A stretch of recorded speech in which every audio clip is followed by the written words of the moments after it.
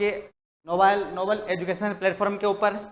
और आज आपके लेके आए हैं नई इमेज के साथ में पूरा टॉपिक, जिससे आप लोगों को जल्दी से ये पूरा टॉपिक याद हो जाएगा और एग्जाम के अंदर एक भी क्वेश्चन आपका गलत नहीं होगा। तो देखिए, आपको सामने जो कुछ पिक दिख रही है ना, इनको देख आप पता लगाना पड़ेगा आप लोगों को ये नस्ल जो ऊँट की दे रखी है वो कौन सी नस्ल है। इसके बाद में मैं आपको वीडियो के अंदर इनके सारे क्वेश्चन हल करवा दूंगा। तो सबसे पहले मैं आपको कुछ ऊँटों की नस्लें दिखाने वाला हूँ, जिनको देखकर आप अंदाजा लगाना कि वो कौन से ऊँटों की नस्ल है। तो ये जो आपको दिख रहा है सबसे पहले सिंगल कुबड़ का और डबल कुबड़ का, ठीक है, ये ऊँट दिख रहा है। इसके बाद आप देखना, ये देखिए दूसरी नस्ल। तो ये मेरे पास में काफ़ी सारे ऊँट हैं जिनके बारे में आज अपन अध्ययन करेंगे। और टॉपिक का नाम है कैमल मैनेजमेंट। क्या नाम है? Camel management. तो पहले के अंदर तो आप लोग इसकी सामान्य जानकारी बात देखेंगे और दूसरे के अंदर आप लोग इसके बारे में सारा अध्ययन करेंगे। तो चलो शुरू करते हैं। सबसे पहले तो देखिए ऊँट प्रबंधन। भैया ऊँट होते हैं दो प्रकार के। कितने प्रकार के? दो प्रकार के ऊँट होते हैं, जिनमें से पहले का नाम है सिंगल हम्प के ऊँट। ठीक है, ऊँट दो प्रकार के, एक होता है सिंगल हम्प का और एक होता है डबल हम्प का।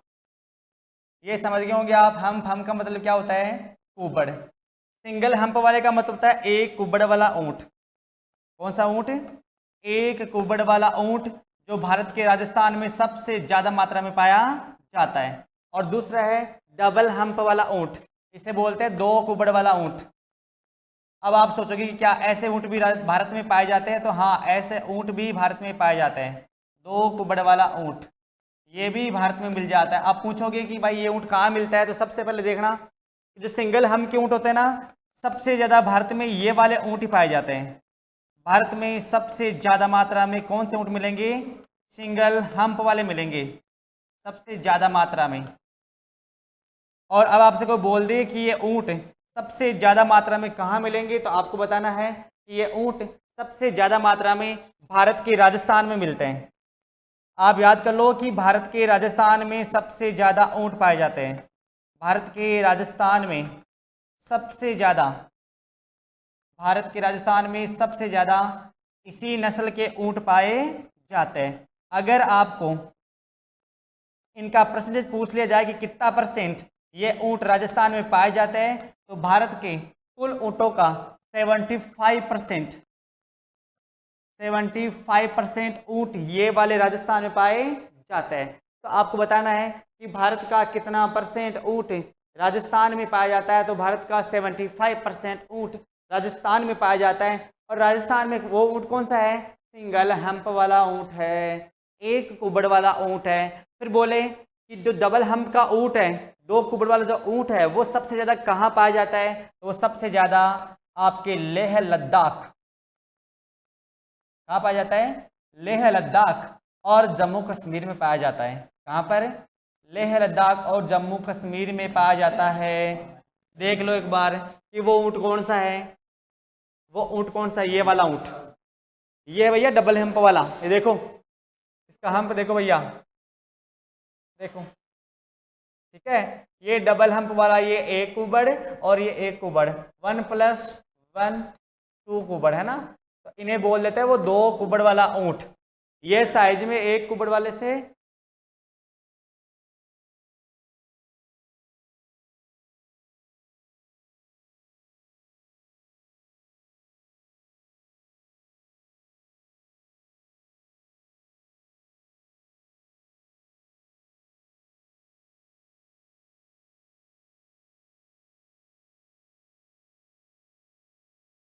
ये साइज के अंदर जो दिख रहा है ना ऊँट, साइड के अंदर ये वाला ऊँट एक कुबड़ और दूसरा कुबड़, ये दो का माना जाता है ये वाला। तो ये जम्मू कश्मीर में मिल जाएगा और लेह लद्दाख के अंदर मिल जाएगा। राजस्थान में इस प्रकार के ऊँट पाए नहीं जाते। राजस्थान में किस प्रकार के मिलेंगे? राजस्थान के अंदर आप लोगों को इस प्रकार के मिलेंगे। ठीक है, राजस्थान में आप लोगों को इस प्रकार के मिलेंगे, इस प्रकार के मिलेंगे, जिनके ऊपर केवल एक कुबड़ी पाई जाती है। देखो, जिनके ऊपर देखो केवल एक कुबड़ी, वाला एक कुबड़ी पाया जाता है। लेकिन जम्मू कश्मीर और लेह लद्दाख में आपको इस प्रकार के ऊँट दिखाई देते हैं। तो यहाँ तक तो आपका कंप्लीट हो गया।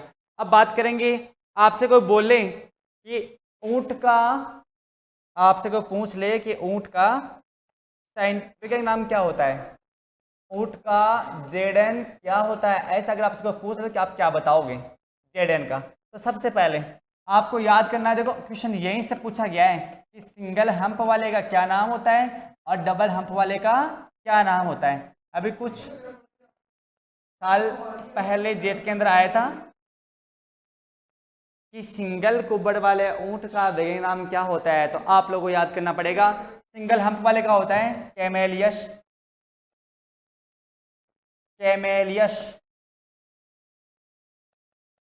ड्रोमोडेरियन, कैमेलियस ड्रोमोडेरियन, ये होता है सिंगल कुबड़ वाले का नाम। और डबल वाले का होता है कैमेलियस बैक्ट्राइन। क्या नाम होता है, कैमेलियस बैक्ट्राइन। सिंगल कुबड़ वाले का कैमेलियस ड्रोमोडेरियन और डबल कुबड़ वाले का कैमेलियस बैक्ट्राइन। फिर आपसे को बोले कि इसकी फैमिली क्या होती है, ऊँट की फैमिली, तो बताओगे कैमेलिडी। क्या बताओगे, कैमेलिडी बताओगे। ऊँट की फैमिली कौन सी होती है, कैमेलिडी होती है। यहाँ तक आपको बताना पड़ेगा। फिर बोले कि इसमें क्रोमोसोम्स कितने होते हैं, क्रोमोसोम्स की बात करें, गुणसूत्र की बात करें कि ऊँटों में गुणसूत्र की संख्या कितनी होती है, तो बताना 2n बराबर 74 होती है। कितनी होती है, 2n बराबर 74 गुणसूत्रों की संख्या। अब पहला क्वेश्चन तो आपका यही से पूछेंगे कि सिंगल हम्प वाले का नाम तो कैमेलियस ड्रोमोडेरियन, डबल हम्प वाले का कैमेलियस बैक्ट्राइन, कुल का नाम कैमेलिडी और क्रोमोसोम्स 2n बराबर 76। मैं उम्मीद करता हूँ यहाँ तक आपको याद हो गया। फिर आपसे बोले कि ऊँटों में गर्भकाल कितने दिन का होता है, ऊँटों में गर्भकाल कितने दिन का होता है, तो वो बताओगे। ऊँटों का गर्भकाल 390 से 410 दिन। कितना दिन, 390 से 410 दिन होता है ऊँटों का गर्भकाल, 390 से 410 दिन। यहाँ तक कर लोगे।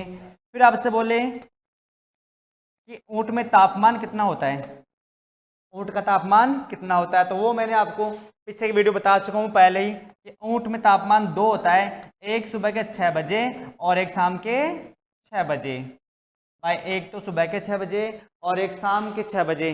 तो सुबह के 6 बजे तापमान होता है 34 डिग्री सेंटीग्रेड। कितना, 34 डिग्री सेंटीग्रेड या 96 डिग्री फ़ारेनहाइट, 34 डिग्री सेंटीग्रेड या 96 डिग्री फ़ारेनहाइट। और शाम के अगर 6 बजे की बात करें तो होता है 36 डिग्री सेंटीग्रेड या 98 डिग्री फ़ारेनहाइट, 36 डिग्री सेंटीग्रेड या 98 डिग्री फ़ारेनहाइट। उम्मीद करता हूँ इनमें तो आपको कोई समस्या नहीं है, इनका मामला तो सेट कर दो जल्दी से। कैमेलियस ड्रोमोडेरियन, बैक्ट्राइन, कैमेलिडी, गुणसूत्र 74, गर्भकाल 390 से 410 दिन और तापमान सुबह के 6 बजे 34 और शाम को 6 बजे 36 डिग्री सेंटीग्रेड। स्क्रीनशॉट लो, फिर आगे चलें। यहाँ तक का स्क्रीनशॉट ले ले भाई, फिर चलेंगे आगे की ओर। चलो भाई अब आगे चलते हैं। आप देखिए, अगर मध्य चक्कर की बात करें कि ऊँटों में मध्य चक्कर है, हीट पीरियड कितने दिन से आता है, मध्य चक्र कितने दिन से आता है, तो बताओगे 14 दिन। कितना दिन है, ऊँटों में 14 दिन से मध्य चक्र आता है। फिर आपसे बोल दे मध्यकाल की अवधि बताओ भैया कि मध्यकाल की अवधि कब होती है, कितने दिन की होती है मध्यकाल की अवधि, तो आप बताओगे 5 से 7 दिन की होती है। ठीक है ना, कि मध्यकाल की अवधि कितनी होती है, तो 5 से 7 दिन की होती है। लेकिन मैं आपको पहले समझा दूं कि ऊँट हर समय प्रजनन नहीं करते, ऊँट ऋतु प्रजनक होते हैं। क्या होते हैं ऊँट, तो ये लिख लो कि ऊँट ऋतु प्रजनक होते हैं। इसको याद रखना भाई, ऊँट ऋतु प्रजनक होते हैं, हर समय प्रजनन में ये नहीं काम आते या नहीं लेते, ये हमेशा ऋतु प्रजनक ही होता है। इनमें ये प्रजनन का टाइम वो कब चलता है उसका ध्यान रखना। तो ऊँटों में अब मैं जो लिख रहा हूँ ना क्वेश्चन, ये क्वेश्चन आपके सुपरवाइजर में आया हुआ था 2018 के अंदर, सुपरवाइजर में आया हुआ था क्वेश्चन और सबने सही किया होगा, तो वो क्वेश्चन कर लो। ऊँटों में सेक्सुअल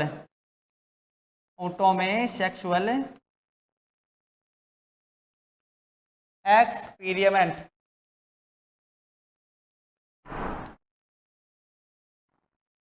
पीरियड, ऊँटों में सेक्सुअल एक्सपेरिमेंट पीरियड क्या कहलाता है? मतलब जिस समय ऊँट सेक्स करते हैं, प्रजनन करते हैं, निषेचन करते हैं, तो वो उस समय का वो टाइम जो होता है वो क्या कहलाता है? ये वाला क्वेश्चन एग्जाम में आ चुका है और उसमें ऑप्शन दिया हुआ था रट या मस्त। क्या बोलते हैं भैया? रट या मस्त बोलते हैं। अरे सर्दियों के अंदर देखा होगा ऊँटों में मस्ती आती है, मस्ती, उसे मस्ती बोलते हैं। वैसे उसको देखा जाए वैज्ञानिकों के अनुसार तो सेक्सुअल एक्सपेरिमेंट पीरियड होता है उनका, तो उसे वो लोग क्या बोलते हैं? या तो रट बोलते हैं या क्या बोलते हैं? मस्त बोलते हैं। इस समय क्या होता है? इस समय ऊँट की मुंह की पोल ग्रंथियां, जो मुंह की पोल ग्रंथियां हो ना, पोल ग्रंथियां,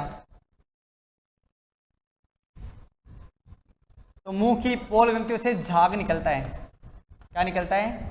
झाग निकलता है। मुंह की पोल ग्रंथियों से झाग निकलता है। वह इसमें ऊँट काट खा सकता है। इसका भी ध्यान रखना भैया, इसमें ऊँट काट खा सकता है। तो ये क्वेश्चन आपके एग्जाम में आ चुका है कि सेक्सुअल एक्सपेरिमेंट पीरियड क्या कहलाता है? रट या मस्त कहलाता है। इस समय मुंह की पोल ग्रंथियों से झाग निकलता है, पोल ग्रंथियां फूल जाती है और ऊँट काट खा सकता है। अब यह वाला क्वेश्चन पहले पूछ लिया। अब जो पूछने वाला क्वेश्चन वो कौन सा है वो देखना।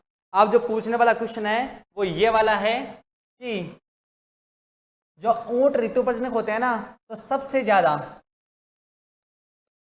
ज्यादा ऊँट प्रजनन कौन से समय करते हैं? कौन से समय करते हैं? इसका ध्यान देना भाई।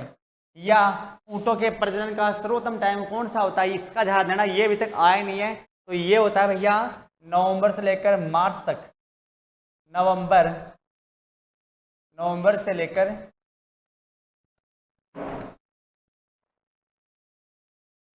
मार्च तक ये ऊँटों के प्रजनन का सर्वोत्तम समय माना जाता है। कौन सा? नवंबर से लेकर मार्च तक का समय सबसे सर्वोत्तम होता है। इसी समय ऊँट क्या करता है? प्रजनन करता है। फिर अगली बात, अब ये यहाँ तक तो हो गया। फिर आपसे वो बोले कि जो नर ऊँट होता है, कौन सा ऊँट? नर ऊँट। नर ऊँट कितने वर्ष का होने पर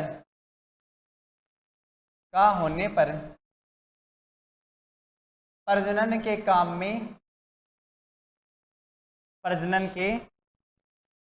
में लिया जाता है?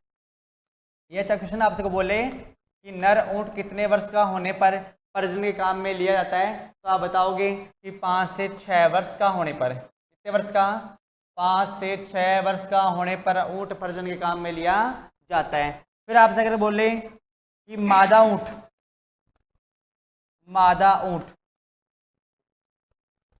कितने वर्ष के होने पर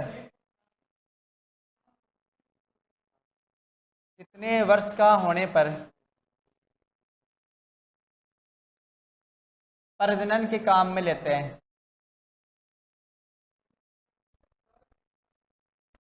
प्रजनन के काम में लेते हैं। अगर आपसे ये पूछ ले तो बताना 3 से 4 वर्ष। कितना टाइम भैया? 3 से 4 वर्ष।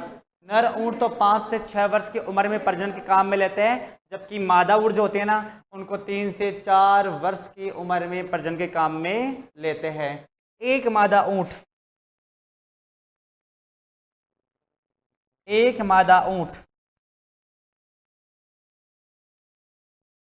3 वर्ष के अंतराल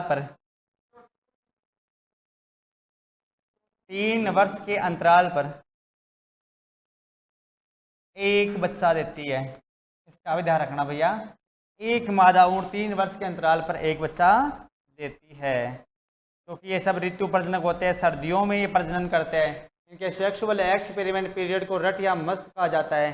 फिर अपन चलेंगे नेक्स्ट के ऊपर। यहाँ तक तो कोई दिक्कत नहीं होगी, मामला सेट हो गया होगा। नेक्स्ट वाला है अगली बात कि भारत के अंदर भारत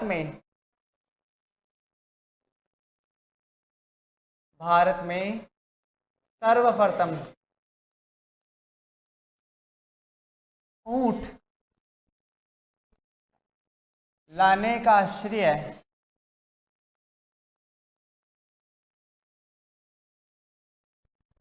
किसे दिया जाता है? कि भाई अच्छा क्वेश्चन है कि भारत में सबसे पहले ऊंट कौन लेके आया। ये बहुत अच्छी बात है कि ये जो प्रजाति है ऊँटों वाली, तो भारत में सबसे पहले ऊँट कौन लेके आया, तो उसका नाम है मोहम्मद बिन कासिम। क्या नाम है? मोहम्मद बिन कासिम। ये सबसे पहले बाहरी देशों से अपने भारत के अंदर ऊँट लेकर आया। कौन भैया? मोहम्मद बिन कासिम। क्या नाम है? मोहम्मद बिन कासिम। ये सबसे पहले भारत के अंदर ऊँट लेके आया। जबकि आपसे कोई बोल दे कि राजस्थान में सबसे पहले ऊँट कौन लेके आया, राजस्थान में सबसे पहले, राजस्थान में सबसे पहले ऊँट लाने का श्रेय किसे दिया जाता है? ऊँट लाने का श्रेय भाई भारत का तो हो गया। अब सवाल तो ये होता है राजस्थान में कौन लेके आया, श्रेय किसे दिया जाता है? तो इसका सही आंसर होगा आपके एक लोक देवता है। लोक देवता 5 है, रामदेव जी, हड़बू जी, मेहा जी, पाबू जी, गोगा जी, है ना। तो इनमें से एक लोक देवता है जिसका नाम है पाबू जी। क्या नाम है? पाबू जी। तो पाबू जी को ऊँट लाने का श्रेय दिया जाता है कि राजस्थान में ऊँट पाबू जी लेकर आए थे और भारत में ऊँट कौन लाया? मोहम्मद बिन कासिम। अब आपसे कोई बोले कि ऊँट पालने वाली जाति क्या कहलाती है, ये आपका नॉलेज का, ये आपको आना चाहिए। ऊँट पालने वाली जाति क्या कहलाती है? ठीक है, ऊँट पालने वाली जाति क्या कहलाती है, ये आपको आ जाना चाहिए। आपके एग्जाम बहुत बार पूछा गया है, आपके एग्जाम में बहुत बार आया है कि ऊँट पालने वाली जाति क्या कहलाती है। बहुत अच्छे, बहुत अच्छे सुभाष जी सर, बहुत अच्छे। हमारे सर ने बता दिया तो आपको भी आ गया होगा। उसका नाम है रायका या रेबारी। क्या नाम है? रायका या रेबारी। अरे रेबारी जाति के लोग ही पाबूजी महाराज की क्या करते हैं? पूजा करते हैं। इसलिए जब भी ऊँट बीमार होता है, जब भी ऊँट बीमार होता है ना, तो रायका या रेबारी जाति के लोग पाबूजी महाराज की पूजा करते हैं। तो ऊँट के बीमार होने पर, ऊँट के बीमार होने पर, ऊँट के बीमार होने पर रायका या रेबारी जाति के लोगों के द्वारा पाबूजी महाराज की, पाबूजी महाराज की पूजा की जाती है। अरे मैं आपको बता दूं, जब ऊँट बीमार होता है ना, तो वहाँ रायका या रेबारी जाति के लोग पाबूजी महाराज की फड़ का वाचन करते हैं। जो प्रसिद्ध फड़ है उसको माट, क्या मतलब माट के साथ में है ना, रावणते के साथ में, रावणते के साथ में इसकी पूजा करते हैं। ये बोलते ताकि वो ऊँट क्या हो जाता है, फिर सही हो जाता है। ये उनका मानना है। उनका एक प्रसिद्ध मंदिर अपने नागौर की तरफ है। तो ये बहुत अच्छी बात है। पाबूजी ऊँट बांधने वाली जाति रायका या रेबारी, और ऊँट के बीमार होने पर ये पाबूजी महाराज की पूजा करते हैं। यहाँ तक ही आपको आ गया होगा। यहाँ तक का मामला सेट कर लो, फिर आगे चलें। यहाँ तक का मामला सेट करें, स्क्रीनशॉट ले ले, फिर थोड़ी देर में आगे चलने वाले हैं। कर लिया होगा, तो लो आगे चलते हैं। अब एक आपका क्वेश्चन है, जीके का ही क्वेश्चन है, वो बहुत सा क्वेश्चन है, काफी बार वो पूछा गया है आप लोगों से कि उस्ता कला, एक कला होती है उस्ता कला, कला का नाम है उस्ता कला। ये बहुत बार आपके एग्जाम में आ गया कि उस्ता कला होती क्या है, उस्ता कला कहाँ की प्रसिद्ध है, बड़ा इंपॉर्टेंट क्वेश्चन है। तो सबसे पहले तो ये जान लो कि उस्ता कला होती क्या है। तो उस्ता कला का मतलब है ऊँट की खाल पर, ऊँट की खाल पर सूक्ष्म चित्रकारी करना, सूक्ष्म चित्रकारी करना क्या कहलाती है? उस्ता कला कहलाती है। ठीक है, ऊँट की खाल पर सूक्ष्म चित्रकारी करना उस्ता कला कहलाती है। यह उस्ता कला बीकानेर की प्रसिद्ध है भाई। कहाँ की है? बीकानेर की प्रसिद्ध है। उस्ता कला बीकानेर की प्रसिद्ध है। इसकी खाल पर सूक्ष्म चित्रकारी की जाती है, वहाँ के लोग ये करते हैं। तो बहुत इंपॉर्टेंट है। तो आपसे पूछे कि उस्ता कला क्या होती है, तो ये ऊँट से संबंधित है। ऊँट की खाल पर सूक्ष्म चित्रकारी की जाती है। जबकि जबकि ऊंट के आभूषण को, जबकि ऊंट के आभूषण को गोरबंद कहा जाता है। क्या कहा जाता है भैया? गोरबंद कहा जाता है। अरे पहले गोरबंद ये गाने में आता था, मारो गोरबंद नखराड़ो, ये गाने में आता था। तो ऊंट के आभूषण को गोरबंद कहा जाता है। ये भी बहुत अच्छा क्वेश्चन है, एग्जाम की दृष्टि से आपसे पूछ लेंगे कि ऊंट के आभूषण को क्या कहा जाता है। तो ऊंट के आभूषण को गोरबंद कहा जाता है। अरे उसका कला कहाँ की है? बीकानेर की है। ये बहुत अच्छा क्वेश्चन आपके लिए, आपके एग्जाम की दृष्टि से बड़ा इंपॉर्टेंट है। पूछ ले भाई ऊंट का आभूषण क्या कहलाता है, तो आपको आए नहीं। फिर दूसरी बात, ऊंट के नाक में, ऊंट के नाक में ऊंट को नियंत्रित करने के लिए, ऊंट को नियंत्रित करने के लिए लकड़ी की बनी हुई, लकड़ी की बनी हुई वस्तु डाली जाती है, जिसका नाम आपको बताना है। ठीक है, ऊंट को नियंत्रित करने के लिए ऊंट के नाक के अंदर एक विशेष संरचना जो लकड़ी की बनी हुई होती है, उसे क्या कहा जाता है? ये भी बड़ा इंपॉर्टेंट क्वेश्चन है। इसे कहा जाता है गिरबान। क्या कहा जाता है? गिरबान कहा जाता है। यहाँ तक का मामला सेट कर लो भाई जल्दी से, यहाँ तक का स्क्रीनशॉट ले लो, फिर चलेंगे आगे की ओर।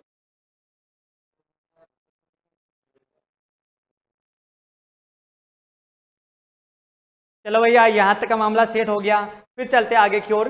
अब आपसे कोई बोले कि विश्व में, पूरे संसार में, विश्व में, अरे यह समझो और एक विश्व से आवणु और पूरा संसार से, इस संसार के माने सबसे ज्यादा ऊंट खटे पाया जावे, इस संसार में सबसे ज्यादा ऊंट खटे पाया जावे। तो एक हो तो इराक, ईरान की तरफ है, लेकिन अब थान बोल दें कि थाको भारत देश कि विश्व के मायने भारत देश कौन सा स्थान पर है भाई ऊंट पालने में, विश्व में भारत देश का कौन सा स्थान है, ये आपसे बोल दे तो ये पॉइंटेड है। तो आपको करना पड़ेगा कि विश्व में ऊंट के पालन में, ऊंट के पालन में, ऑप्शन ले लो भाई 7, 8, 9, 10, विश्व में ऊंट के पालन में भारत का स्थान कौन सा है?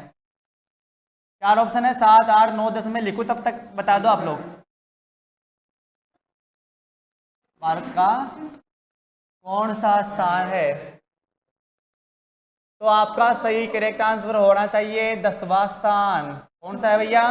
10वां स्थान है। तो पूरे विश्व में भारत का 10वां स्थान है ऊंट के पालन में। अब ये तो एक नॉर्मल सा क्वेश्चन है, आपको आना चाहिए कि भारत का तो 10वां है, लेकिन भारत में पहला स्थान किसका है ऊंट के पालन में? तो भारत के अंदर इसका पहला स्थान है राजस्थान का। किसका है भैया? राजस्थान का है पहला स्थान। तो ये क्वेश्चन भी आप लिख लो, ये भी लिख लो आप कि भारत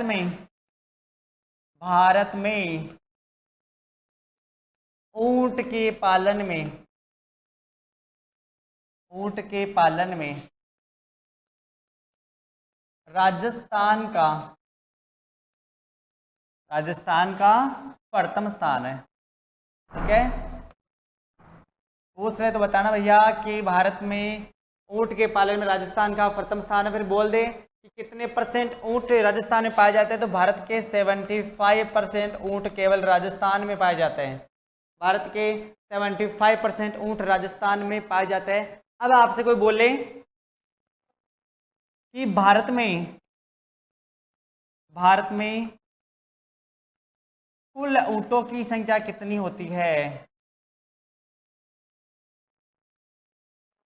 कि वर्तमान मतलब 2000 जो भी 19 की जो पशुगणना थी ना, तो भारत में कुल ऊंटों की संख्या कितनी है? तो वर्तमान समय में भारत में कुल ऊंटों की संख्या 2.25 लाख है भैया, 2.50 लाख, 2.5 लाख ऊंट, 2.50 लाख ऊंट, 2.5 लाख ऊंट है पूरे भारत देश के अंदर, जिनमें से राजस्थान में ऊंटों की संख्या, राजस्थान में ऊंटों की संख्या कितनी है? भाई भारत की बात हो गई कि भारत में तो 2.5 लाख है। अब राजस्थान में ऊंटों की संख्या कितनी है, ये अगर आपसे कोई बोल दे कि राजस्थान में ऊँटों की संख्या कितनी है, तब क्या बताओगे? राजस्थान के अंदर 2.13 लाख। ठीक है, लो भैया इसका सारा 75 अपने ही है। 2,13,000 ऊँट तो अपने पास में ही है, 75% तक ये अपने यही है। तो 2.5 लाख तो है पूरे भारत के अंदर, जिनमें से 2.13 कहाँ पर है? राजस्थान में पाया जाता है। यहाँ तक का मामला सेट हो गया। फिर देखो राजस्थान में अभी आंकड़े चेंज हो गए भैया। राजस्थान में सबसे ज्यादा ऊँट कहाँ है? राजस्थान में सबसे ज्यादा ऊँट, राजस्थान में सबसे ज्यादा ऊँट कहाँ है? तो 2019 की जनगणना के मुताबिक सबसे ज्यादा ऊँट है जैसलमेर में। कहाँ है? या जैसलमेर में है। ये बताना कि राजस्थान में सबसे ज्यादा ऊँट कहाँ है? जैसलमेर में। फिर आपसे बोले कि राजस्थान में सबसे कम ऊँट कहाँ है? सबसे कम ऊँट कहाँ है? तो बताना पड़ेगा। क्या बताओगे? प्रतापगढ़। क्या बताओगे? प्रतापगढ़। भाई दुनिया में तो अपना कौन सा स्थान है? 10वां स्थान है। उसमें से भारत में ऊँट के पालन में राजस्थान का पहला स्थान है। भारत में कुल ऊँटों की संख्या 2.50 लाख है, 2.5 लाख है, जिनमें से 2.13 लाख कहाँ है? राजस्थान में है। और राजस्थान में सबसे ज़्यादा ऊँट कहाँ है? जैसलमेर में है। और सबसे कम ऊँट कहाँ है? प्रतापगढ़ में है। यहाँ तक का मामला सेट हो गया होगा। मारो स्क्रीनशॉट, फिर आगे चलें। स्क्रीनशॉट ले लो, फिर आगे चलेंगे। ठीक है भैया, लो भैया। अब अगला क्वेश्चन, अब एक क्वेश्चन आपको बताना पड़ेगा। ऊंट को राज्य पशु का दर्जा कब मिला? ठीक है, ये वाला बता दो। मैं साल बोल रहा हूँ 2012, 2013, 2014, 2015। ये मैं साल बोल दिया हूँ भैया। 2013, 2014, 2015, 12, 13, 14, 15। तो ये आपको बताना पड़ेगा 19 सितंबर 2014 को। कितना सितंबर है? 19 सितंबर 2014 को इसमें राज्य पशु के रूप में इसको दर्जा मिल चुका है। ठीक है, राज्य पशु, पालतू पशुओं में मिला भैया। हाँ, पालतू पशुओं में। वैसे राज्य पशु क्या है अपना? चिंकारा। क्या है? चिंकारा। और राज्य पक्षी गोडावण। तो पक्षियों में तो उसको दे दिया, लेकिन अभी पालतू पशुओं की बात करें तो अपने यहाँ 19 सितंबर 2014 को जो राज्य पशु का दर्जा है वो किसको दे दिया भैया? ऊंट को मिल चुका है। किसको मिल चुका है? ऊंट को मिल चुका है। फिर आपसे बोले कि राष्ट्रीय ऊंट तस्करी पशु अधिनियम यह कब बना? अरे भाई हुआ क्या था कि अभी 2014 से पहले है ना, अपने यहाँ ऊँटों के अंदर है ना संख्या में कमी आने लग गई कि भाई पूरी दुनिया में भारत का 10वां स्थान तो पहले ही है, और भारत में एक बस राजस्थान में ऊँट पाए जाते हैं। तो ऊँटों में क्या हुआ कि ऊँटों का, जैसे मान लो कि ऊँटों का शिकार कर लिया गया, मांस के लिए उनको काट लिया गया, या ऊँटों का और जो रोग थे उनसे ऊँट मरने लग गए, और है ना जब उसकी तस्करी होने लगी ऊँटों की, और ऊँट पालन बहुत कम हो गया। इसलिए है ना राज्य सरकार ने पहले तो इसको है ना राज्य पशु का दर्जा दे दिया। ठीक है, और दूसरी बात, इसकी संरक्षण के लिए एक अधिनियम बना दिया। वो बना 2014 में। कब बना? 2014 में ये अधिनियम बना दिया गया, जिसके तहत मतलब जिनके ऊँट जो रखते हैं वहाँ के लोग, उनके ऊँट के बच्चा होने पर 10,000 रुपये किस्तों के अंदर दिए जाते हैं। ऊँट के बच्चा होने पर, ये आप ध्यान रखना भाई। ऊँट अधिनियम के साथ में है ना बेचारों को सब्सिडी दी जाती है। जिनके पास में ऊँट है और जिनके ऊँट के बच्चा होता है ना, तो बच्चे के शारीरिक विकास के लिए किस्तों के अंदर 10,000 रुपये की व्यवस्था की गई है, ताकि ऊँट पालन का और भी क्या हो सके? विकास हो सके। और ऊँट को मारने के लिए या उनका वध करने के लिए या उसकी चोरी तस्करी करने के लिए अधिनियम बना चुका है, और साथ में इसको राज्य पशु का दर्जा भी मिल चुका है 2014 में। ये आपके करंट के क्वेश्चन है, इनको आप याद कर लेना। 10,000 रुपये लेने तो ऊँट भी पालना पड़ेगा भाई, ऐसे भी कर लो। अब आगे बात करें, अगला क्वेश्चन की बात करने वाले हैं। ऊँट जो होता है ना, मादा ऊँट जो होता है ना, मादा ऊँट अपने बच्चे को कभी लिक्ष्य नहीं करती। क्या होता है? तो ये ध्यान रखना, मादा ऊँट अपने बच्चे को लिक्स नहीं करती। ठीक है, ये भी याद रखना भैया, लिक्स नहीं करती। यहाँ तक का मामला सेट कर लो भाई, यहाँ तक तो कोई दिक्कत आपको होने वाली है नहीं कि अपने बच्चे को लिक्स नहीं करती। फिर अगली बात,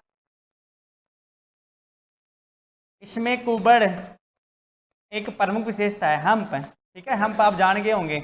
इसमें हम्प की प्रमुख विशेषता है। अब आप पूछोगे कि भाई सर ये क्या काम आता है ना, तो इसकी बात देखना। इसमें हम्प की प्रमुख विशेषता है, डबल हम्प के भी होते हैं और सिंगल हम्प के भी होते हैं। इसकी ये विशेषता आप देखना। इसमें क्या होता है, इस हम्प के कारण क्या होता है, ये अपने तापमान को, यह अपने तापमान को, यह अपने तापमान को नियंत्रित रख सकता है। ठीक है भाई, अपने तापमान को नियंत्रित रख सकता है। अब एक दूसरी बात क्या, इसकी त्वचा के नीचे की ओर ना, ये भी बहुत अच्छा क्वेश्चन है। इसकी त्वचा के नीचे की ओर, त्वचा के नीचे की ओर वसा की परत, आप वसा की परत बोल दो या तह बोल दो, है ना, न के समान होती है, न के समान होती है। और इसी का फायदा होता है भैया, इसी का फायदा होता है कि वो अतिरिक्त तापमान को यहाँ से बाहर निकाल लेता है। कि परत न के समान होती है, न के समान होती है। इससे अतिरिक्त तापमान को, अतिरिक्त तापमान को यहाँ से बाहर निकाल देता है। ये भैया यहाँ तक का मामला सेट है भाई, इसका स्क्रीनशॉट मान ले। मैंने बताया कि इसको राज्य पशु का दर्जा मिला 19 सितंबर 2014 को, और राष्ट्रीय ऊंट तस्करी पशु अधिनियम 2014 में, और मादा ऊंट अपने बच्चे को लिक्स नहीं करती। इसमें हम्प की प्रमुख विशेषता पाई जाती है। फिर मैंने कहा कि अपने तापमान को नियंत्रित रख सकता है क्योंकि त्वचा के नीचे की ओर वसा की परत न के बराबर होती है। तो यहाँ तक का स्क्रीनशॉट ले लो, फिर आगे चले। देखिए भाई आगे कब, अगला क्वेश्चन देखना भाई। इसमें जो हम्प होता है, इसमें जो हम्प होता है ना, इसकी ऊंचाई 50 सेंटीमीटर होती है भाई। कितने सेंटीमीटर है, 50 सेंटीमीटर, और 200 सेंटीमीटर घेरदार होती है, और 200 सेंटीमीटर घेरदार होती है। ये बहुत से क्वेश्चन है कि इसके हम्प की ऊंचाई 50 सेंटीमीटर और 200 सेंटीमीटर क्या होती है, ये घेरदार होती है। फिर आप देखना अगली बात, इसकी रफ्तार, इसकी अगर रफ्तार की बात करें कि ऊंट के चलने की बात करें, इसकी रफ्तार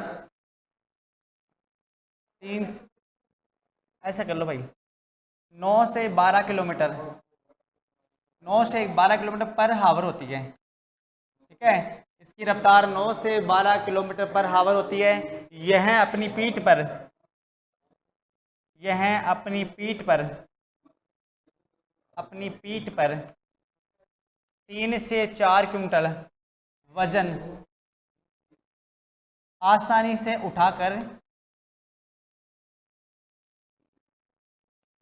आसानी से उठाकर रेगिस्तान में चल सकता है, रेगिस्तान में चल सकता है। मैं पीठ की बात कर रहा हूँ भैया, 3 से 4 कुंटल आसानी से उठाकर पीठ पर ये चल सकता है। वैसे अगर बाल बीयरिंग वाली गाड़ी हो, अगर ऊँट गाड़ी हो ना बीयरिंग वाला, जो टायर लगे होते हैं, उनकी सहायता से तो 15 से 20 कुंटल को आराम से लेकर चल जाता है। ठीक है, 15 से 20 कुंटल को आसानी से लेकर चला जाता है, लेकिन पीठ पर 3 से 4 कुंटल वजन आसानी से उठा सकता है। यहाँ तक का मामला सेट कर लो भाई, यहाँ तक तो आपको याद हो गया होगा। फिर देखो आगे, ऊँट को प्रतिदिन, ऊँट को प्रतिदिन, ऊँट को प्रतिदिन 30 से 80 ग्राम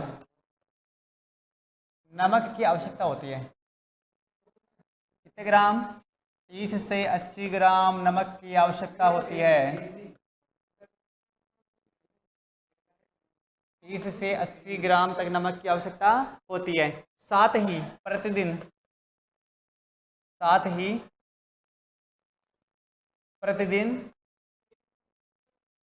18 से 36 लीटर पानी की आवश्यकता होती है। ठीक है, 18 से 36 लीटर पानी की आवश्यकता होती है। कितना लीटर? 18 से 36 लीटर डेली का। इसे याद रखना कि ऊँट को प्रत्येक दिन 30 से 80 ग्राम नमक की आवश्यकता होती है और साथ ही प्रतिदिन 18 से 36 लीटर पानी की आवश्यकता होती है। लेकिन इसे शिप ऑफ डेजर्ट कहा जाता है। क्या कहा जाता है? शिप ऑफ डेजर्ट, रेगिस्तान का जहाज कहा जाता है। रेगिस्तान का जहाज कहा जाता है। जहाज इसीलिए कहा जाता है कि कुछ में जहाज के कहलाने के गुण है भैया। जहाज इसीलिए बोलेंगे कि इसमें गुण होता है। क्यों? क्योंकि यह 7 दिन तक बिना पानी पिए रह जाता है। 7 दिन तक बिना पानी पिए रह जाता है। बिना पानी पिए रह जाता है। और एक बात और, जब पानी पीता है तब ये 135 लीटर पानी, सरप्राइज वाली बात सुन लेना भाई, ऊँट एक बार में 135 लीटर पानी पी सकता है। राकेश जी सर, ऊँट एक बार में 135 लीटर पानी पी सकता है। 135 लीटर एक बार में। अब ऐसा क्यों पी सकता है? इसके बारे में सोचने से क्यों पी सकता है? वो इसलिए क्योंकि ऊँट में जब पानी पीता है ना ऊँट, तो ऊँट की आरबीसी का आकार, जो रेड ब्लड सेल है, लाल रक्त कणिका है, उनका आकार 240% तक बढ़ जाता है। लेकिन अन्य पशुओं के अंदर ये 135 से ज़्यादा नहीं बढ़ता भाई। 135 से ज़्यादा नहीं बढ़ता, 240% तक बढ़ जाता है। इसलिए ऊँट एक बार में 130 लीटर या 135 लीटर तक पानी पी सकता है। ये आपको यहाँ से आ जाना चाहिए आराम से। फिर अगली बात आप सुनना, वैसे तो जानवरों में वैसे तो पेट कितने होते हैं? 4 होते हैं, लेकिन ऊँट में पेट 3 होते हैं भैया। ऊँट में पेट के 3 भाग होते हैं। पेट के 3 भाग होते हैं। कितने भाग? 3 भाग होते हैं, जिनमें ओमेजम अनुपस्थित रहता है। क्या? ओमेजम अनुपस्थित रहता है। ओमेजन नहीं रहता इसके अंदर, अनुपस्थित रहता है। ऊँट को उसके शरीर भार